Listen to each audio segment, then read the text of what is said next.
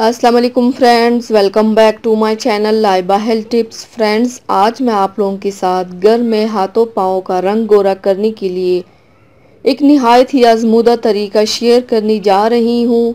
How to do manicure and pedicure at home.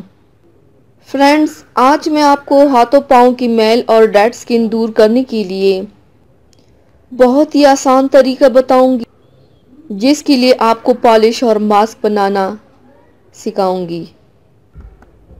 इससे आपके हाथों पाँव का रंग निखरेगा और नरम भी होंगे। तो चलिए शुरू करते हैं, पर इसके पहले प्लीज़ मेरे चैनल को सब्सक्राइब कर लीजिए और बेल आइकन को दबाइए एवरी लेटेस्ट ब्यूटी अपडेट को सबसे पहले पाने के लिए। स्क्रब और पॉलिश के लिए सबसे पहले बर्तन में 1 चाय का चम्मच चीनी लें, आधा चाय का चम्मच नमक डाल दें, बादाम का पाउडर आधा चाय का चम्मच और पेस्ट बनाने के लिए ग्लिसरीन डाल दें। अब इन सब को अच्छी तरह से मिक्स करके हाथों पाँव पर लगाएं। इससे मसाज करना है। तमाम डेड स्किन ख़त्म होगी और दाग धब्बे भी ख़त्म होंगे। अब हाथों पाँव के लिए वाइटनिंग मास्क बनाना है।